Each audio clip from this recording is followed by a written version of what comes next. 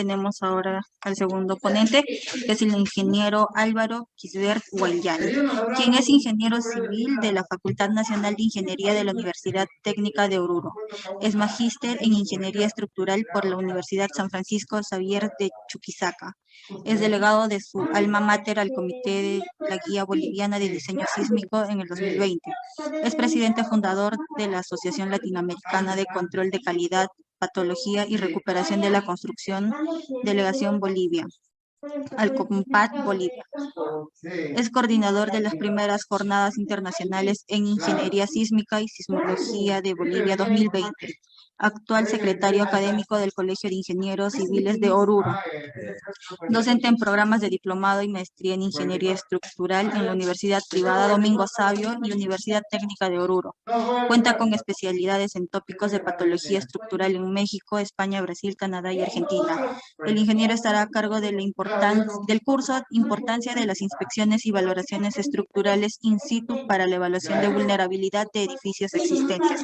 Bueno, sin más preámbulo, ingeniero, ¿puede dar inicio con su exposición?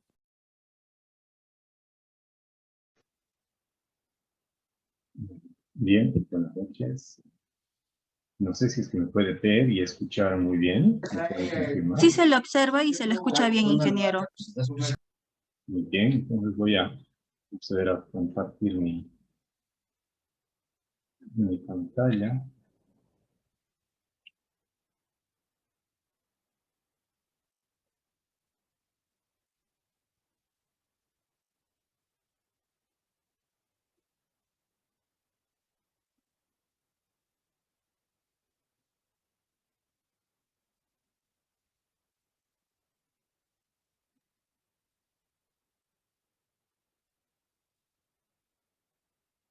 Bueno, ahora sí. No sé si es que lo pueden ver. ¿Pueden ver la presentación? Sí se observa, ingeniero, pero lo puede compartir en pantalla completa, por favor. Está en pantalla completa, qué raro. A ver, permítanme un segundo.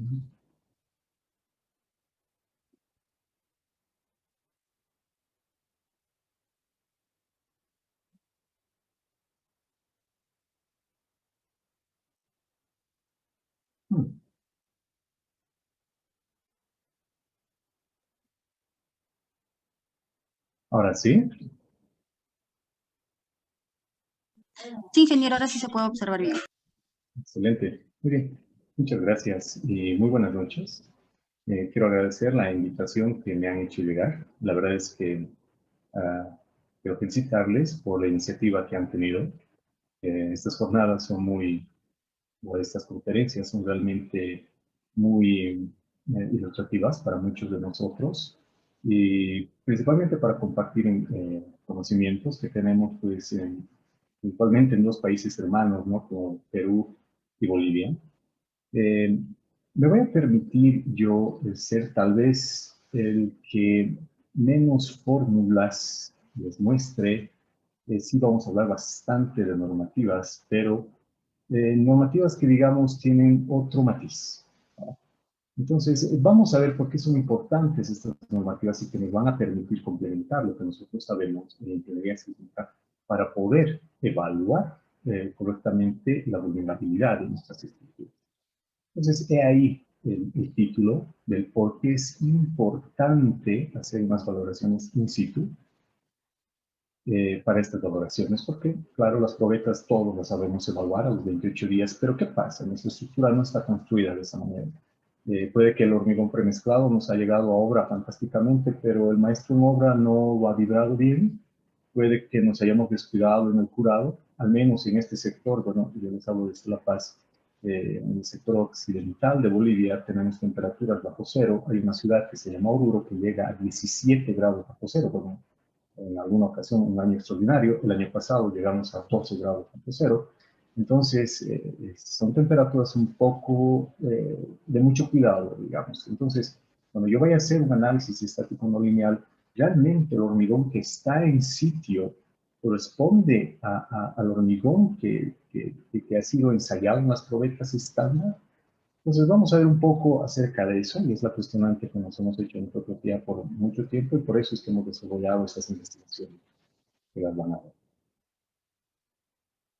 Lo que vamos a ver en nuestra presentación, en primera instancia, son los agradecimientos. Este trabajo no se hace solo, realmente uno hacerlo por sí mismo es difícil, por no decir imposible. Vamos a hablar muy sucintamente de los niveles de desempeño, que sin duda alguna todos estos días ya los han debido ver con mucho detalle. Vamos a recordar nada más un poco cómo son las ondas sísmicas, cómo son las ondas sísmicas P y las S, las primarias y secundarias, y vamos a ver cómo es que luego se las aplican en evaluaciones no destructivas. El ingeniero Grandi el día lunes ha hablado muy bien de todo lo que es, y de manera completa, todo lo que tiene que ver con la Guía Boliviana del Diseño Sísmico, que ha salido el año pasado, en septiembre. Y bueno, hemos colocado el título 12 en esa norma, que habla específicamente de esto que nos compete el día de hoy. Vamos a hablar ampliamente de los ensayos que estamos desarrollando para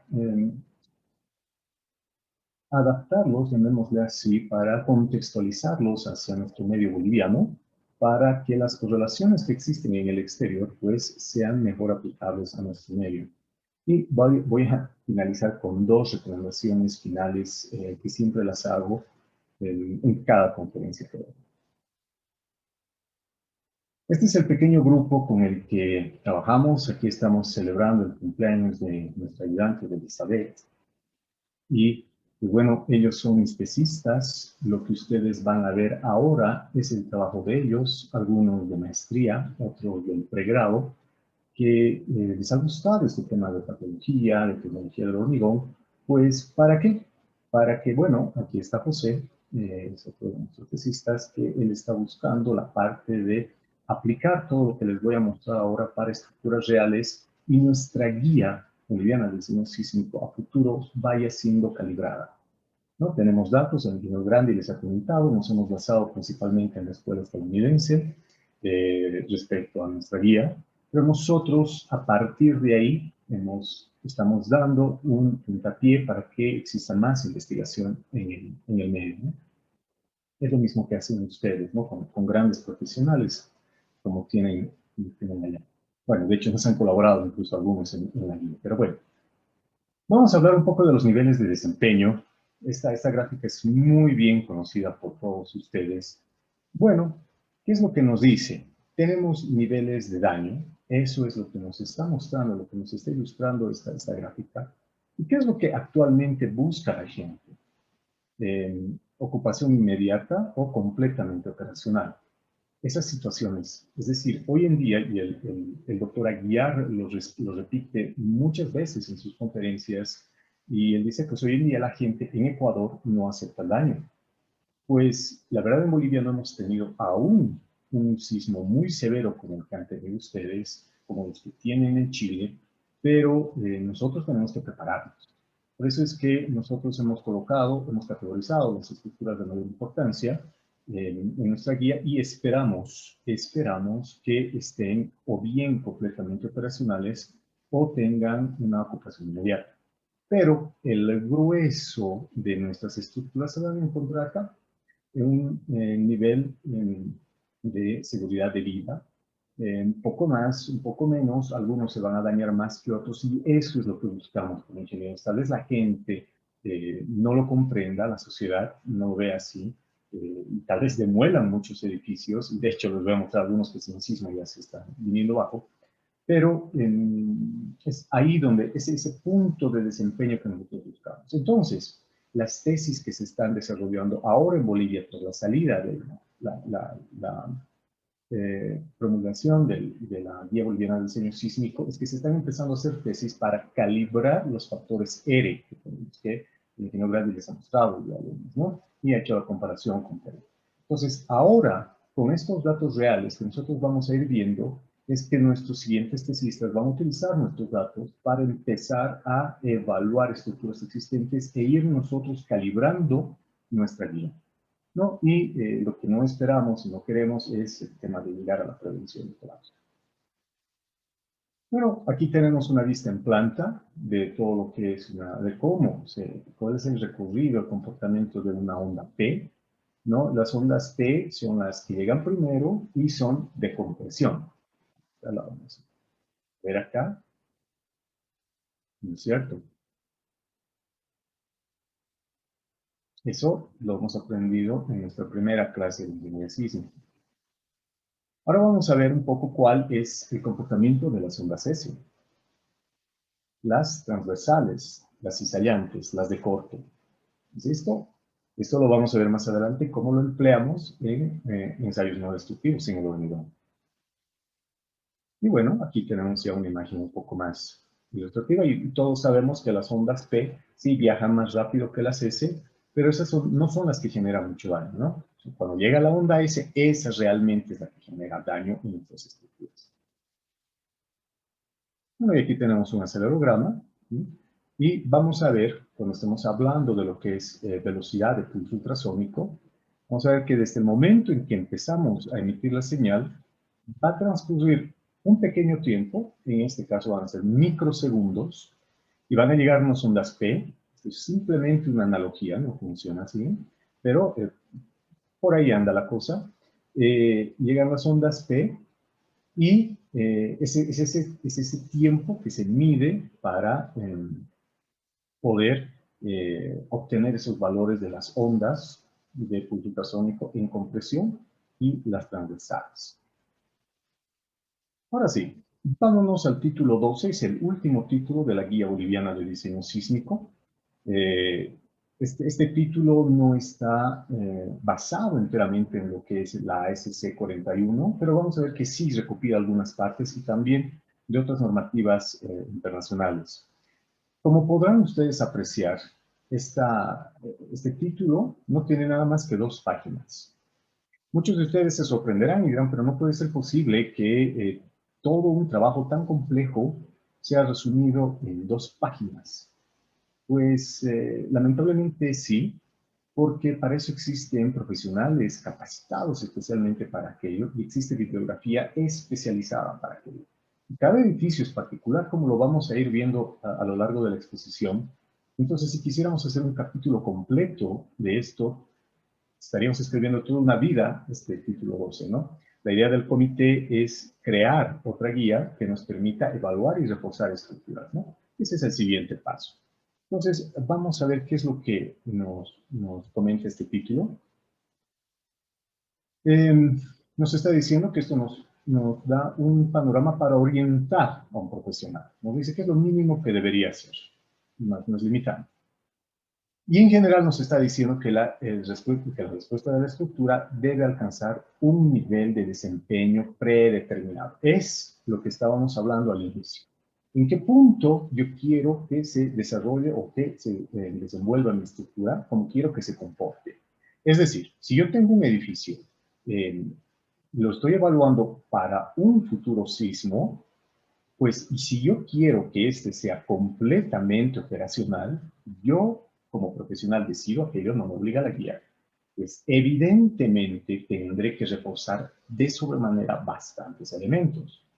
O si es que hago el estudio de vulnerabilidad, capaz y que estoy en el punto de prevención de colapso, bueno, para llevarlo a seguridad de vida, pues tendré que reforzar, pero no tanto como para llevarlo hasta ocupación inmediata o completamente operacional.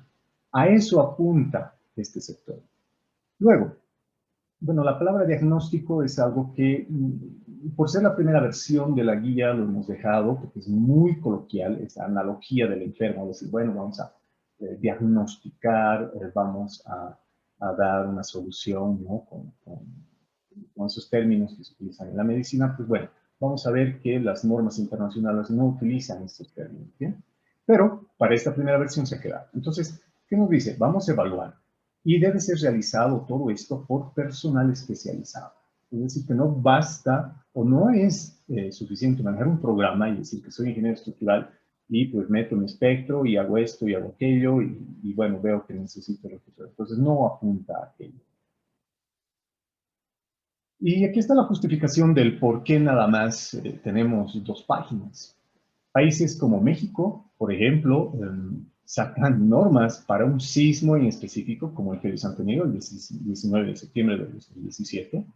Ese documento tiene nada más que 20 páginas y varias de ellas, pues como ustedes pueden apreciar, pues tiene que ver principalmente con el tema de burocrático, ¿no? O sea, que se ha aprobado de esta manera, es hecho así, es hecho así. Entonces, algo que me ha gustado de esta norma es que, como ustedes pueden apreciar, y esto es muy interesante, ustedes conocen el ACI, tanto como nosotros, en la misma escuela, a pesar de que tienen su propia norma peruana de hormigón, pues en unidades de kilogramos del KS, kilogramos de centímetro cuadrado, pues México nos dice, para evaluar este tipo de estructuras, puedes utilizar esta ecuación de 8000, esa constante 8000. Si nosotros leemos el ACI 318, vamos a encontrar la fórmula de 15100 en kilogramos o centímetro cuadrado en el MKS. En unidades del sistema internacional, que es lo que más estamos empezando a utilizar acá, son 4700, ¿no? Para que nos den megapascales. Bueno, la cosa es que ellos están utilizando casi la mitad. Casi la mitad, ¿por qué? Porque, claro, evidentemente no tienen el mismo cemento que en Estados Unidos, no tienen los mismos agregados que en Estados Unidos. En nuestra guía hemos colocado también un valor referencial, pero a falta de mayores estudios, tenemos un pequeño estudio que nos está respaldando. Pero a partir de ahora hemos dicho, mejor haremos una investigación más profunda. ¿Por qué? Porque el módulo de elasticidad realmente nos va a determinar el periodo de la estructura. Entonces, y también importante, la sal. Y hay muchos factores que dependen del módulo de elasticidad. Entonces, vean cómo México ha empezado por aquello y recomiendo un valor. Lo que creo que cualquiera pediría, ¿no? En la parte de rehabilitación, sus planos y su memoria de cálculo, pero vean esta parte, qué interesante, en el capítulo 4, construcción, supervisión y control de calidad. Dice los requisitos de construcción, 5 líneas. Los requisitos de supervisión y control de calidad, pues nada más que 4 líneas. Bueno, no necesitan más porque cada uno lo va direccionando según sus necesidades, ¿no? Entonces lo mismo hemos hecho nosotros en la guía. Decimos, esta parte la van a hacer según tal sección o según tal norma boliviana. En nuestra guía boliviana de diseño sísmico tenemos dos tipos de evaluaciones y a nivel internacional se maneja esto. La evaluación preliminar y la evaluación detallada. Como lo podemos ver en el ACI 364.1, también tenemos la guía para la rehabilitación sísmica de edificios aporticados existentes. Ellos utilizan el factor de conocimiento, y vamos a ver a qué apunta aquello también en nuestra guía. Ese factor de conocimiento en SACI, el 369, se ha tomado como base para el capítulo 10 de la ASC 41, en su última edición, 2017. Entonces, también hablan del factor de conocimiento. Entonces, es decir, la SC41 es una también recopilación de otras normas más especializadas, más puntuales, que lo va englobando, ¿no? Entonces, no tenemos que leer también toda la norma, como les coloco acá, nosotros nos hemos basado en el título 10. Y bueno, ¿en qué nos favorece conocer el factor de comportamiento? Antes de que me olviden. El factor de comportamiento, el momento de evaluar las estructuras, me va a premiar o me va a castigar según el nivel de información que yo tenga. ¿En qué sentido?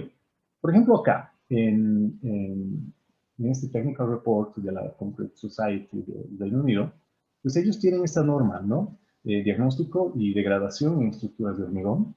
Y aquí en el índice podemos apreciar que también en el Reino Unido ellos hablan de una evaluación preliminar y una información adicional, un informe adicional y diagnóstico preliminar.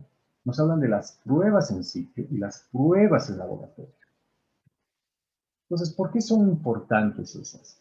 Porque si voy a hacer una inspección preliminar, es una inspección muy somera y superficial, en la que yo voy a poder nada más que determinar pequeños detalles, tal vez desplomes, tal vez flechas, tal vez fisuras estructurales que no sean las normales presentes en el hormigón. Y bueno, cuánta otra cosa más podría haber.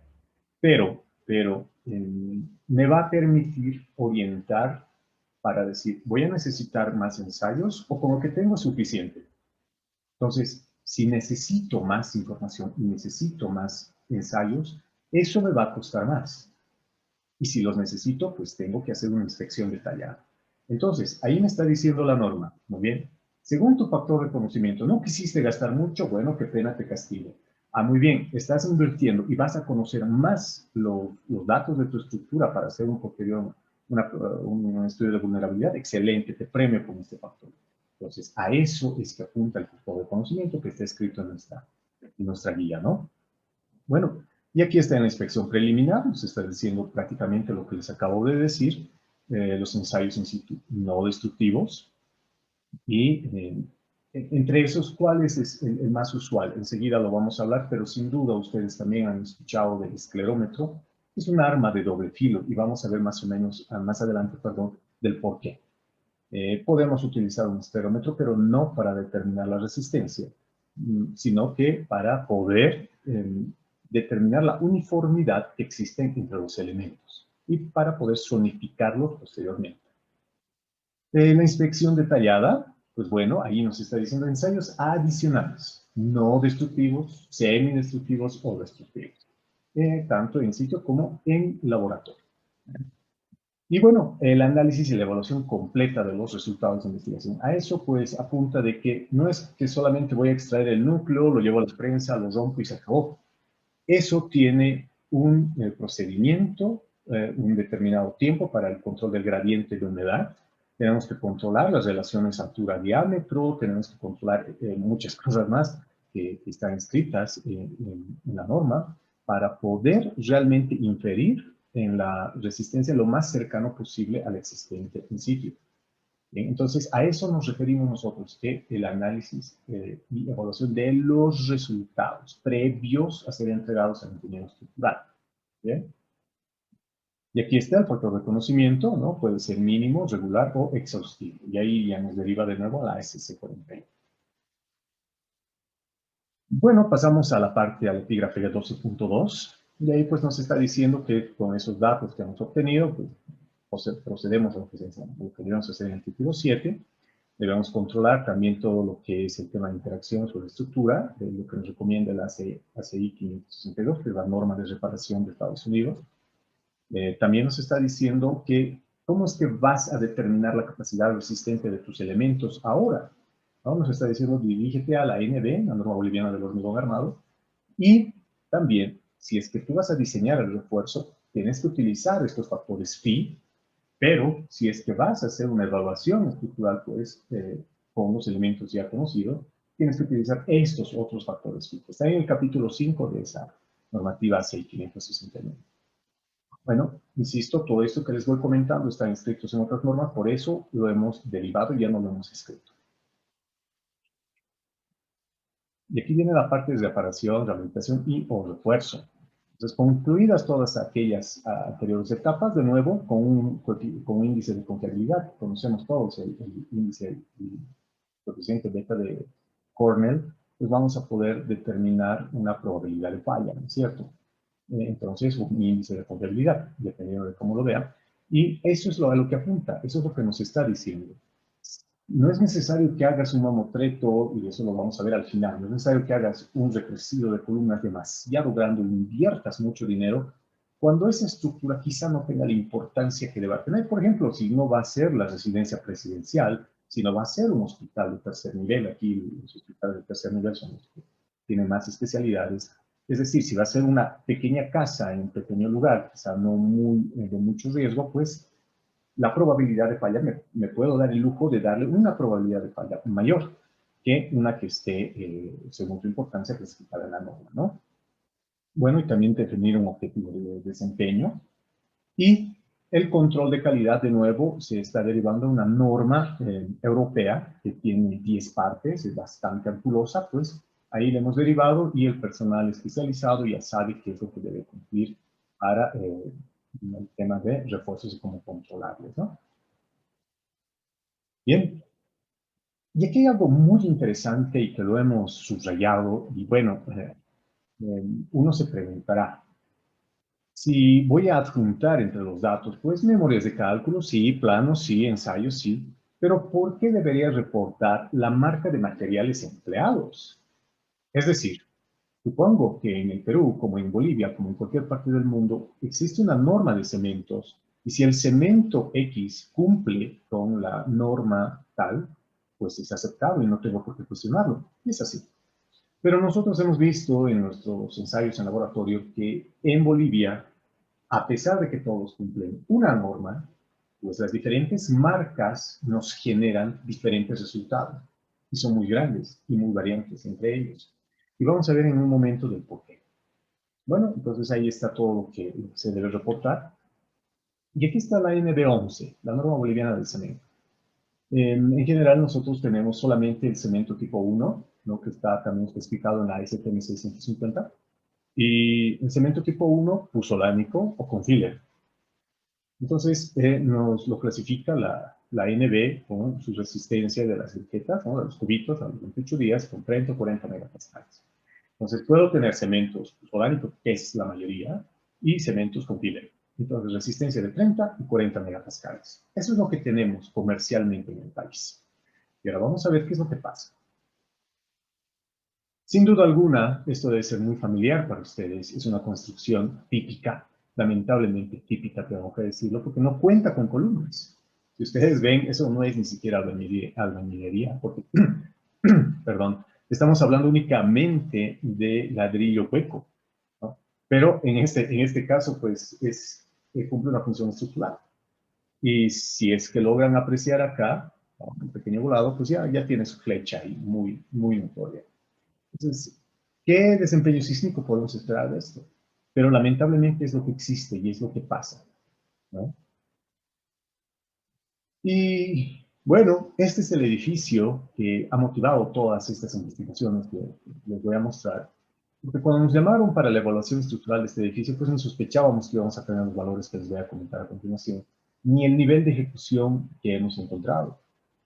Este es un edificio en Oruro, en el centro histórico de esa ciudad, donde el área comercial está muy, muy sobrevalorado. Es decir, una pequeña tienda de unos 30 metros cuadrados o incluso menos, pues anda alrededor de $1,000 el mes el alquiler de esa tienda o de esa galería. Entonces, uno se pregunta, pero si ganan tan bien en la parte comercial, ¿por qué invierten tan poco en sus viviendas? Bueno, este edificio, como ustedes lo pueden ver, no puedo mostrarles el edificio como tal, simplemente el modelo estructural. Como pueden ver, tienen aquí unos pedestales muy amplios, muy grandes, porque realmente no tenían nada de hormigón. Es sorprendente lo que uno ha visto.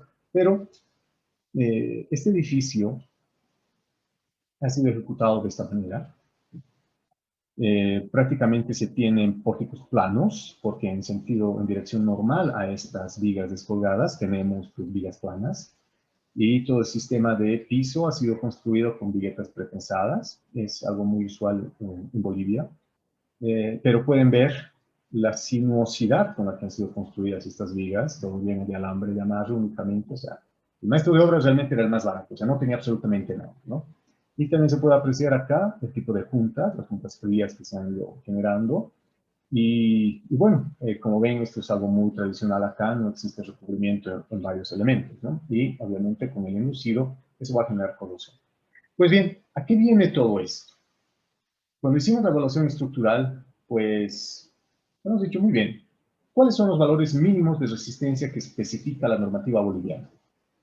Tenemos actualmente la NB 1225001, que está en base a la CI 318, pero hasta antes de que esta entre en rigor, en el país estaba vigente el Código Boliviano del Hormigón, que ha sido difundido en su última versión en 1987. Entonces, hasta hace poco se utilizaba esta normativa. Entonces dijimos, muy bien, hasta hace poco, ¿qué valores de resistencias mínimas permitían o eran permitidas en el país? Bueno, estamos hablando de 1987, aceros de 600 o 500 megapascales, la verdad era muy difícil, por no decir imposible, encontrarlas.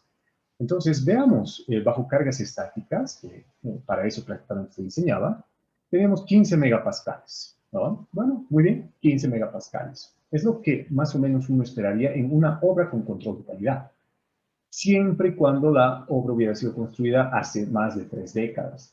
El edificio que ustedes han visto ha sido terminado en 2009 o 2010, ¿no? Entonces, no cumplía, digamos, esta normativa, bueno, no debería cumplirla, pero bueno, la hemos utilizado nada más como referencia. Pero ¿qué es lo que pasa? Es bueno tener estos datos históricos. En Bolivia no sirve, pero vamos a ver qué es lo que hacen los gringos. Vean la SC41, nos dice en una de sus tablitas, nos está diciendo muy bien, por lo menos a título únicamente orientativo, puedes utilizar, vean, estos valores de resistencia históricos en Estados Unidos. Y ahí nos da de qué década, pues, tenemos qué resistencias. Es muy interesante y es bueno estudiar aquello. En el Perú se debe tener aquello sin duda alguna. Y aquí viene el detalle. Ahora, en el laboratorio estamos estudiando resistencias tan bajas como 7 megapascales y tan altas como 35 megapascales. Pero, y la misma pregunta ustedes se deben estar haciendo que siempre me la hacen cuando voy a dar una conferencia de este tipo. ¿Por qué 7 megapascales? Eso no es considerado hormigón estructural. La CI 318 nos dice claramente que la resistencia mínima para ser considerado hormigón estructural es de 17 megapascales. Entonces, ¿por qué ustedes se ponen a estudiar 7 megapascales? Pues bien, ese edificio Z que les he comentado nos dio esa resistencia. Y curiosamente, cuando estábamos hablando con el doctor Aguiar, pasamos por ese edificio, pues yo le comenté, doctor, aquí nos han salido 7 megapascales.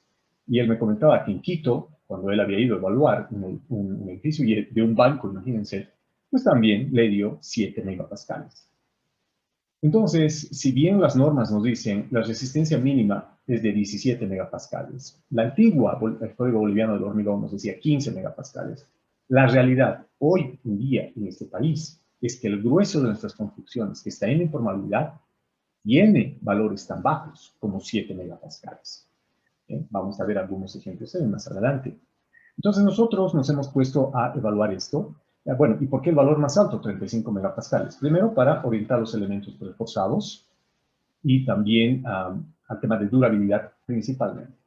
Porque sin durabilidad no podemos estar hablando de que nuestro sismo, cuando venga en su periodo de retorno de 50 años, pues imagínense, en 50 años tal vez la armadura ya está completamente corroída, por el tema de sulfatos puede que ya hayamos perdido sección, y entonces, ¿de qué sobre resistencia tal vez estaríamos hablando?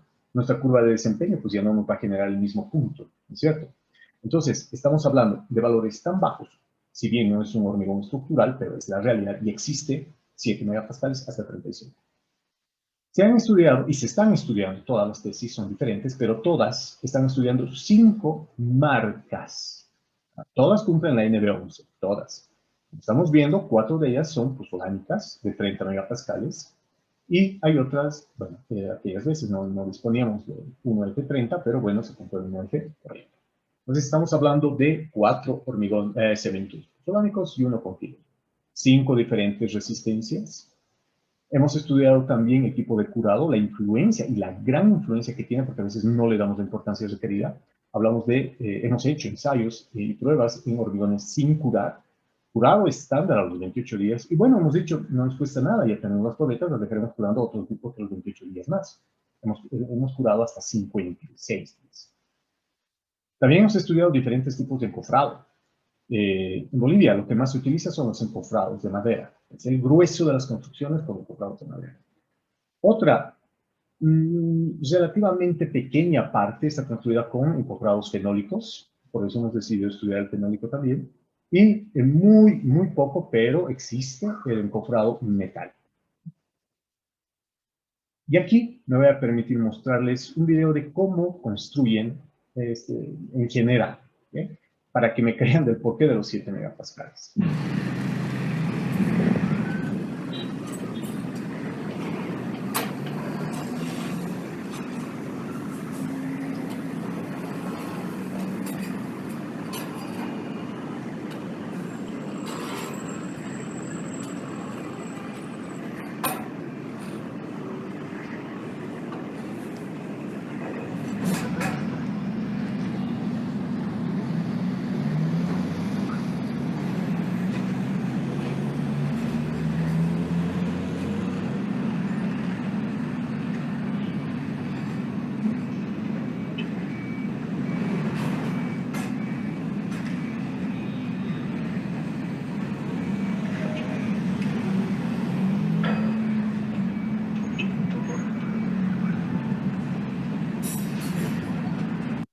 Bien, como ustedes han apreciado, eso no es ni siquiera mortero, es prácticamente una lechada. Yo no lo creía hasta que mis maestros me dijeron, pues bueno, a nosotros nos exiges tanto, ¿por qué nos mandas una mezcla? Como ellos siempre dicen, seca. Pero mira al frente cómo están haciendo. Entonces yo creí que estaban lavando su hormigonera, pero pues no, ustedes lo han visto. Y para ahorrar más, porque siempre existe esa cultura, sin duda alguna, en el Perú también, de que el ingeniero es caro, ¿no? Para ahorrarle, hacerle ahorrar más material al propietario, han visto que ustedes, han visto, perdón, que el maestrito pues le colocaba piedra desplazadora, ¿no? O le hacía prácticamente unas fundaciones de hormigón ciclónico. Bueno, en fin, es lo que existe. Y aquí vamos a ver el polo opuesto.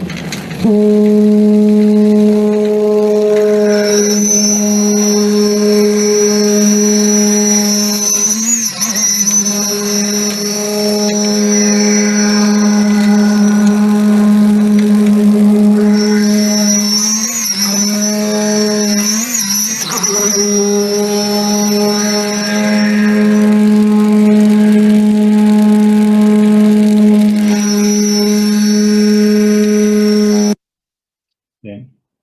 Sin duda alguna ustedes habrán notado esa enorme diferencia, pero algo que han debido ver es que el momento que ha empezado la consolidación por inmersión, pues la mezcla, como ustedes incluso lo pueden apreciar ahora, tiene incluso un poco de lechada superficial. Es decir, que si nosotros invertimos solamente aplicando lo que hemos aprendido en la universidad, pues vamos a llegar a tener este tipo de hormigones. Pero viene la siguiente pregunta, ¿no? Que siempre me la han hecho los maestritos. Me decían, yo no te garantizo que esto pueda salir bien. Bueno, maestrito que tiene 20, 30, 40 años de experiencia en obra, pues bien, él es el que garantiza. Un tono irónico. ¿Creen ustedes que esta columna, este elemento de soporte vertical, ha sido hormigonada con la misma mezcla que acaban de ver? Pues sí, la respuesta es que sí. Pero esta columna pertenece a otra obra, donde, como ustedes pueden apreciar aquí, hay uno de nuestros, bueno, no era mío, estábamos supervisando ese edificio.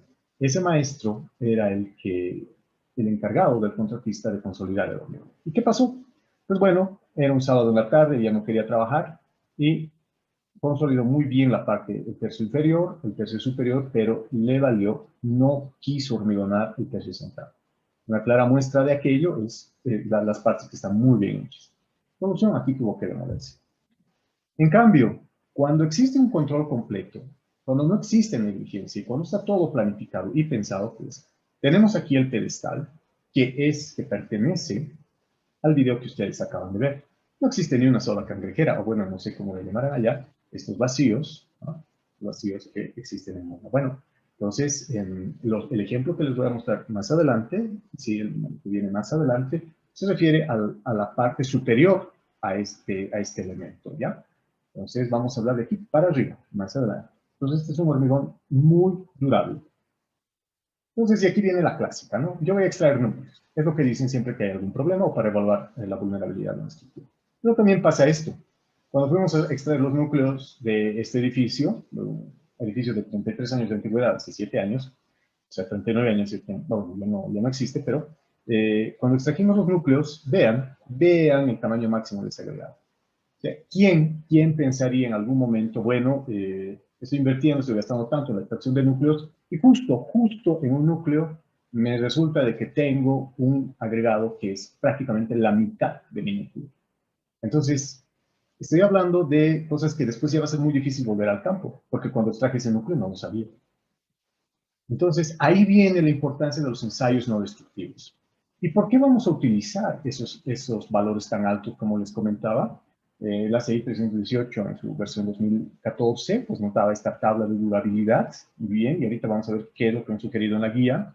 Si tenemos exposiciones a ciclos de hielo-deshielo, a presencia de sulfatos y contenidos de agua, o estructuras contenedoras de agua. El ACI 318 en su última edición nos habla, ya subdivide los factores, el ambiente de exposición a sulfatos en dos y aumenta una categoría de estructuras contenedoras de agua, las que tienen que tener baja permeabilidad.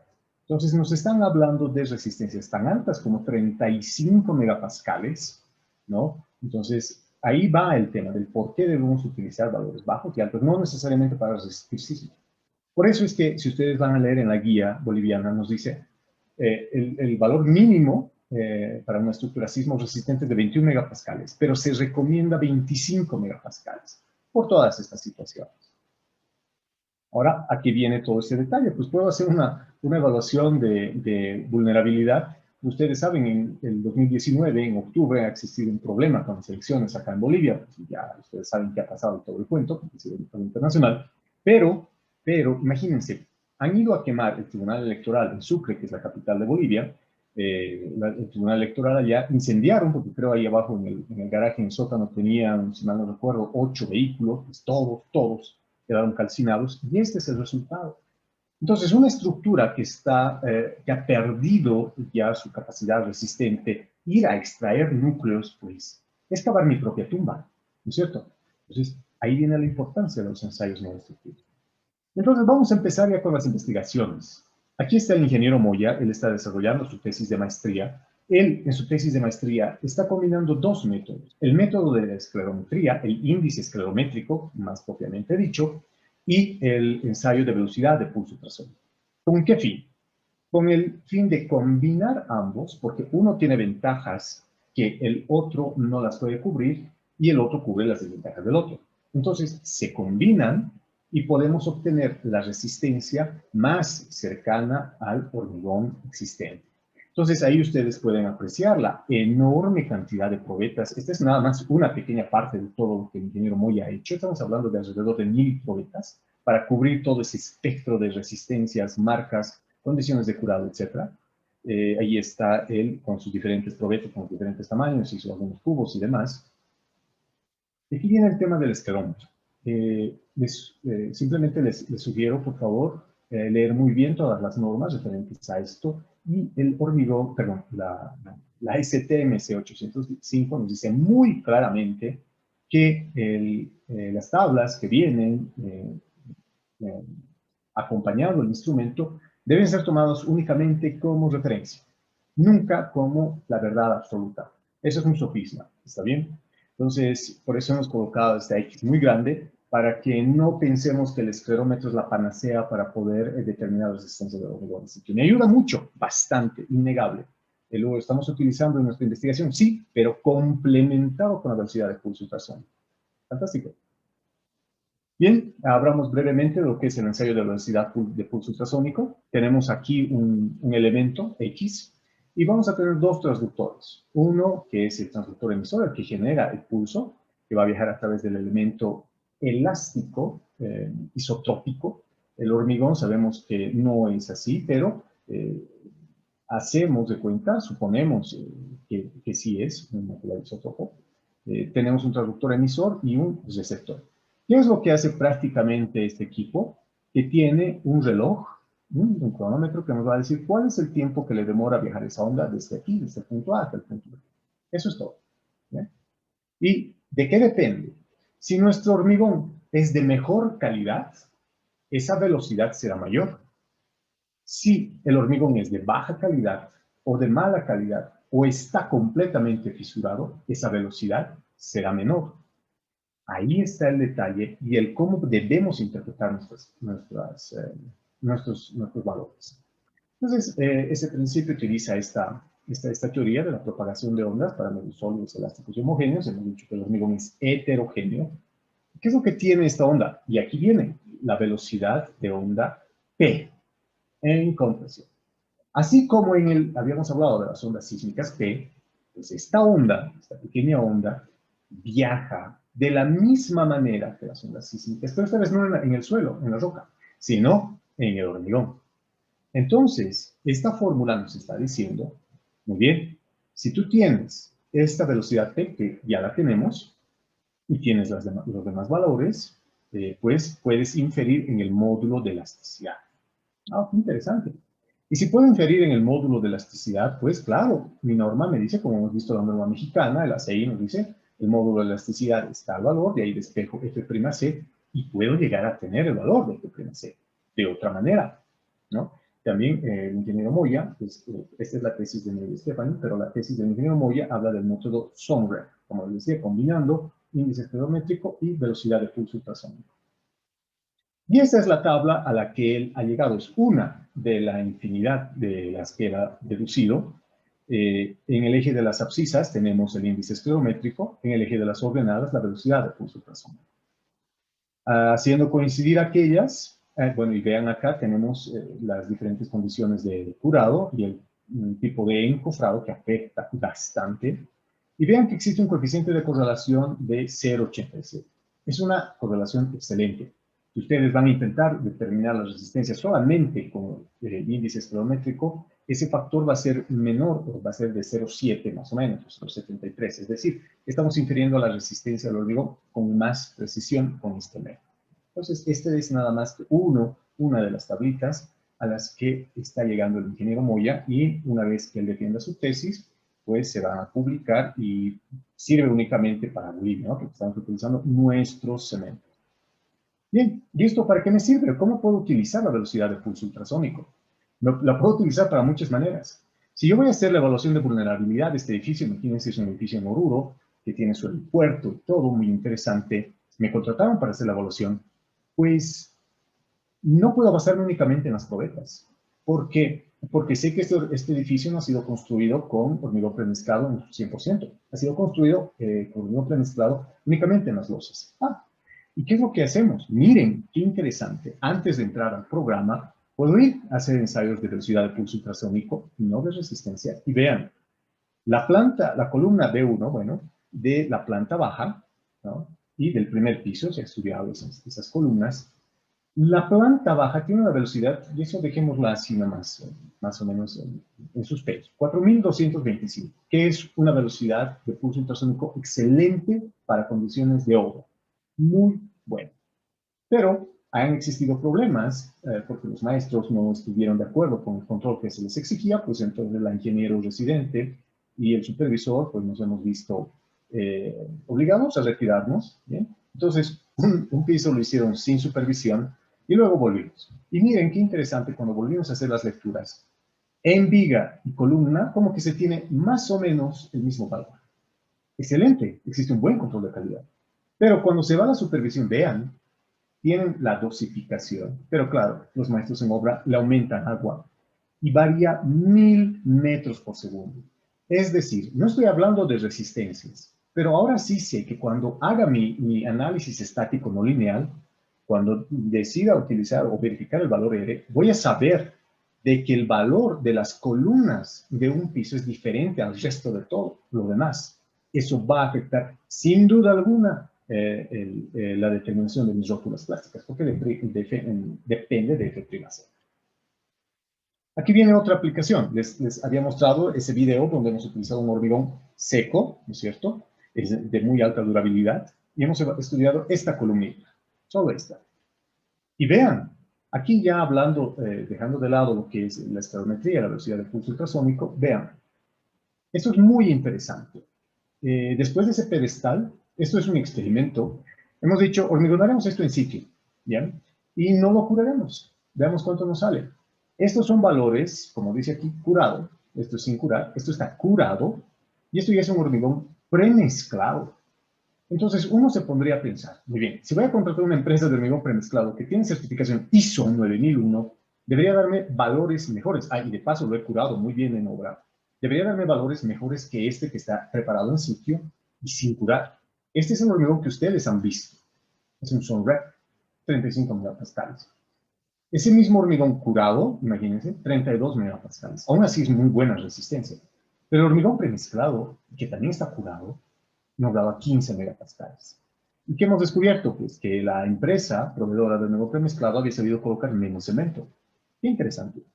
Entonces, de nuevo, si voy a hacer el análisis estático no lineal, bueno, no voy a suponer que todos tienen una resistencia de 15 megapascales, porque eso no viene al caso. Sé que la planta baja voy a tener 35 megapascales, el primer piso voy a tener 32 megapascales, hablando únicamente de las columnas, desde luego. Y aquí está una prueba. ¿Cómo es que puedo hacer aquello? Tenemos nuestro equipo de velocidad de pulso ultrasónico. Esta es y estamos haciendo ya ensayos con ya más data. Esta probetita tiene más de 1 año y medio. Ha sido dosificada para 40 megapascales, curado a 56 días. Existe una curva específica para aquello, como han visto. El ingeniero Moyes está esmerando bastante en la función de esas curvas.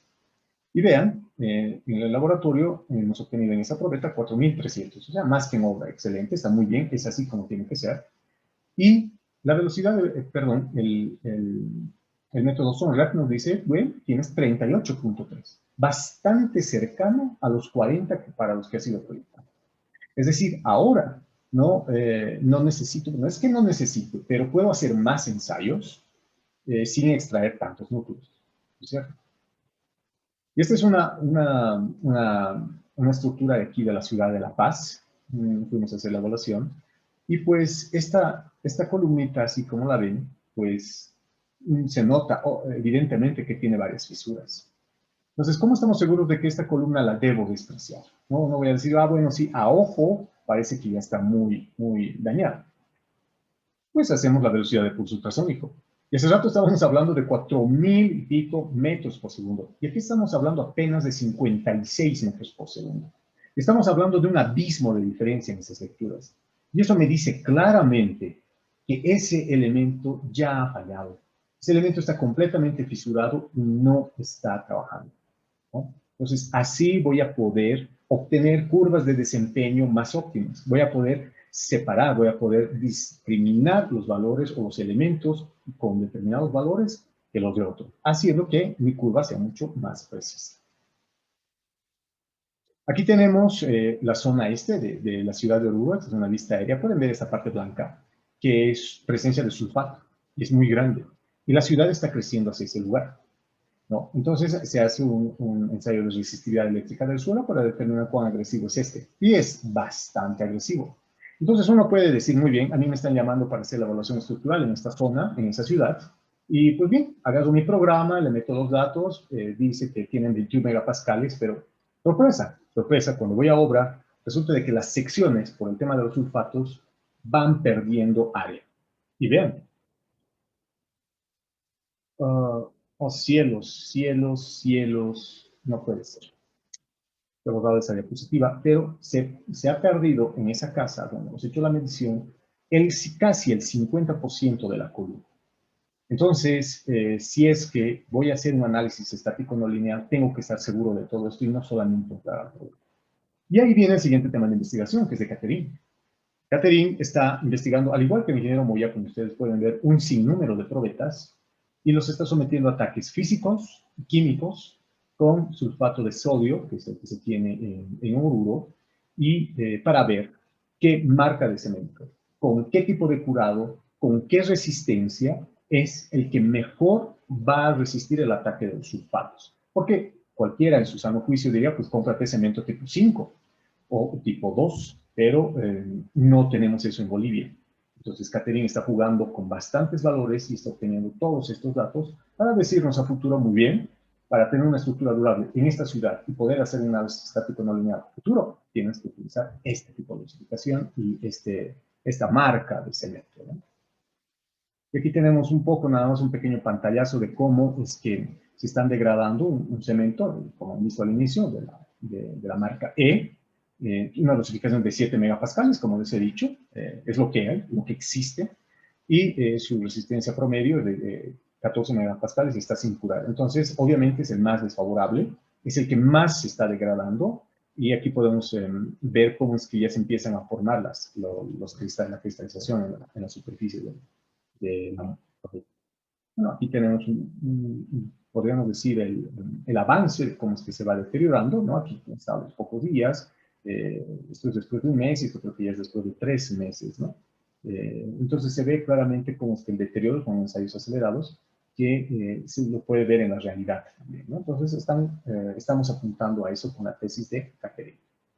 Aquí está haciendo el ensayo de expansión, ¿no? Es otro ensayo complementario al de ella. Bueno, miren, aquí está el tema de la pérdida de sección. Como ven, la degradación del hormigón por la presencia del sulfato de sodio en esa ciudad es muy grande. Entonces, de nada sirve que yo vaya a hacer una extracción de núcleos y diga, bueno, aquí arriba, bien bonito, o aquí abajo, diciendo esto es lo más desfavorable, cuando la realidad no es así. Entonces, todo aquello se tiene que evaluar antes de tan siquiera entrar a la computadora. Otro tema muy importante es el tema de corrosión. Bolivia, ustedes bien saben, no tiene litoral, y entonces nos estamos salvando, llamémosle así, del ataque de cloruros. El ion cloro es muy agresivo para el hormigón, pero para el acero, ya que, como pueden ustedes apreciar en la imagen, se pierde bastante sección transversal. Y ustedes saben, nuevamente, para la definición de rótulas plásticas, tenemos que tener el Rho, la cuantía de la armadura en tracción, la cuantía de la armadura en compresión, la sección transversal, además la resistencia por presión. Bien. Si es que no hago estas evaluaciones completas, ¿de qué pushover estaría hablando? ¿Cómo voy a decir si estoy en ocupación inmediata, si es que tengo ataques de sulfato, si es que tengo resistencias tan bajas? Y además, de paso, no tengo litoral, pero sí tengo problemas de corrosión. Estoy perdiendo, como ven ahí, casi que la mitad de la armadura. Más bien eso lo demolieron. Entonces, de nuevo, en la computadora va a estar muy bonito mi curva de desempeño, va a estar cumpliendo lo que dice Visión 2000 en Estados Unidos, ASC41 y demás, pero la realidad es que no va a funcionar así. ¿Cómo lo evalúo? Con la medición de potenciales, ¿no? Entonces, se va haciendo un mapeo de potenciales, que son como curvas de nivel, que ustedes pueden apreciar acá a la derecha. Se hace un circuito eléctrico con un multímetro digital y con un electrodo de referencia, pues se van haciendo pequeñas lecturas puntuales de la diferencia de potencial, que es prácticamente la diferencia de voltaje en cada punto. Y lo que quiero únicamente mostrarles acá. Ese problema, esta es una columna de un edificio, del edificio que les comenté de 33 años, bueno, ahora de 39, que tiene dos zonas claramente atacadas por corrosión. Aquí abajo y aquí arriba. Aquí abajo, ¿por qué? Porque era un estacionamiento. Y entonces los escapes de los vehículos apuntaban específicamente a ese punto. Y por tantos años a la intemperie, pues obviamente sí era de esperar ese problema de corrosión. ¿Y dónde se está formando ese problema de corrosión? En la base de la columna. Cuando haga mi análisis pushover, ¿qué va a pasar? Se me van a formar rótulas plásticas en la base. Y es lo que yo no quiero. Bueno, ya casi que a mitad vamos viendo la tesis de Neide Stephanie. Neide Stephanie Meneses, ella está estudiando el módulo de elasticidad. Aquí podemos ver el equipo. Ella también está haciendo un sinnúmero de probetas con esas resistencias que ustedes han visto. ¿Con qué fin? Con el fin de mejorar nuestra guía boliviana de diseño sísmico y tener los valores de módulo de elasticidad para diferentes marcas de cementos que son comercializados en Bolivia y poder hacer mejores diseños y también mejores valoraciones de vulnerabilidad. Entonces, esa tesis es fantástica. Y la estamos correlacionando, lo vamos a ver más adelante, con ensayos de velocidad de pulso ultrasónico. Y van a ver que es fantástico. Aquí está esta tabla que les comentaba. Hemos hecho las lecturas de las velocidades de las ondas P en compresión y las de cortante, listo, las transversales. Hemos hecho las dos lecturas. Esto es de un edificio aquí en la ciudad de La Paz. Se han hecho las lecturas y las correcciones pertinentes para tener una lectura directa. Y vean, hemos podido obtener el módulo, la relación de Poisson, perdón, algo que también necesitamos para entrar al programa. Podemos utilizarlo, no podemos, tenemos ya, sin extraer núcleos, la relación de Poisson, el módulo de elasticidad estático. Y vean qué interesante. En este ejemplo, que lo hemos hecho hace un mes, aplicando todo lo que estamos haciendo en el laboratorio, hemos obtenido 10 megapascales en este edificio con el método SONREP, con las tablas del ingeniero Moya, que ustedes han visto, otra, evidentemente. Y hemos obtenido este valor de 9 megapascales en base al módulo de elasticidad y el valor aún no calibrado, que está especificado en el ACI. Entonces, miren qué interesante. Son valores que se van aproximando bastante bien. Entonces, sin extraer núcleos, porque es una vivienda recién terminada, tiene 6 meses esa casita y ya tiene problemas. Entonces, se ha limitado, se ha prohibido el tema de la extracción de núcleos Entonces, hemos recurrido a este tipo de ensayos. Y vean la excelente correlación. Y bueno, que no les sorprenda realmente, como les dije, tener valores tan bajos como 7, en este caso 10 megapascales. Bueno, ¿de qué va todo esto? Tengo ya la resistencia. Muy bien. En base a estos métodos no destructivos. ¿Y qué es lo que me dice el ASC 41? Me está diciendo, vas a utilizar, para hacer un análisis no lineal, ¿no? En el capítulo 10, como habíamos visto, vas a utilizar el rango más bajo, los valores más bajos, los límites más bajo de tu resistencia, y lo vas a multiplicar, y aquí hablando del hormigón, por 1.5. Y ese es el valor que vas a utilizar en tu análisis estático no lineal. ¿Lo sabíamos? No lo sé. Tal vez agarrábamos las probetas, decían 20 megapascales, 21, no lo sé, y lo metíamos directamente a la computadora, pero ahora ya sabemos que no es así. Tengo 10 megapascales, le voy a multiplicar por 1.5, entonces voy a colocar 15 megapascales. Con eso voy a hacer el análisis estático no lineal. ¿No? Entonces, a eso va y apunta todo lo que estamos viendo ahora. Este es el último tema de investigación que estamos haciendo ahora por el tema de durabilidad. Ya hemos visto que Catherine nos ha demostrado de que tenemos serios problemas con ataque de sulfato, tenemos pérdidas de sección, no podemos estar hablando de un comportamiento sísmico óptimo. Entonces, ¿qué hago para aquello? ¿Cómo voy a dosificar mi hormigón por durabilidad? Entonces, como ustedes pueden ver, este equipo es un resistómetro o resistivímetro cuyas unidades de resistividad eléctrica son de kiloohmio centímetro en este caso, pero internacionalmente son ohmiómetro. ¿Ya? Entonces, existen dos maneras en las que podemos evaluar. La directa o volmétrica, que es esta, y la que es in situ, con ese mismo, con el arreglo de Wenner, que tiene sus 4 puntas. Entonces, teniendo esos valores de resistividad eléctrica, ahí viene Álvaro Fabián.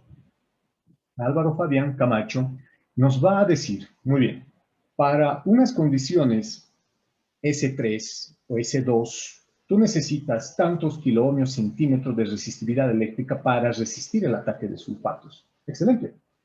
Y él, en su tesis, nos va a proponer una metodología paso a paso de cómo debemos dosificar un hormigón por durabilidad.